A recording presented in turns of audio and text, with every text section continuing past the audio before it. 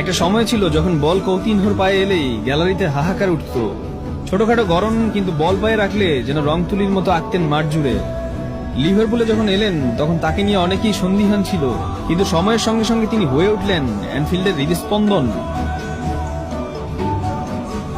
কিন্তু মানুষ সবসময় সে জায়গাতেই থাকতে পারে না যেখানে সে জন্মায়।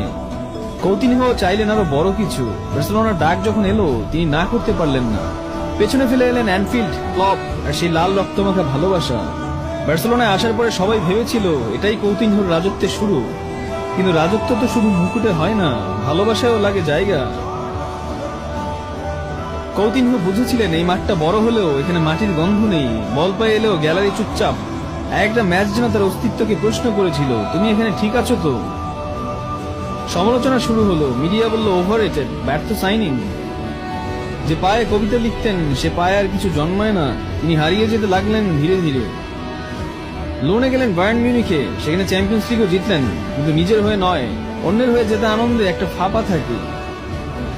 গোল করলেন নিজেদের পুরনো ক্লাব বার্সেলোনার বিরুদ্ধেও, অথচ মুখে হাসি ছিল না। এক ধরনের চুপচাপ প্রতিশোধ ছিল হয়তো ওটা। দেখো আমি পারি, হয়তো ভালোবাসা পেলে। ফিরে এলেন বার্সায়, কিন্তু জায়গা পেলেন না দলে।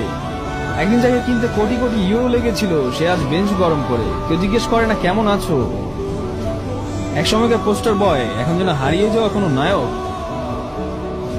তবে কৌতিনহো আজও হারিয়ে যাননি। তার চোখে আজও স্বপ্ন আছে। হয়তো আবার কোনো একদিন কোনো এক ক্লাব, কেউ বলবে এই সেই কৌতিনহো যার পায়ে স্বপ্ন দেখতাম।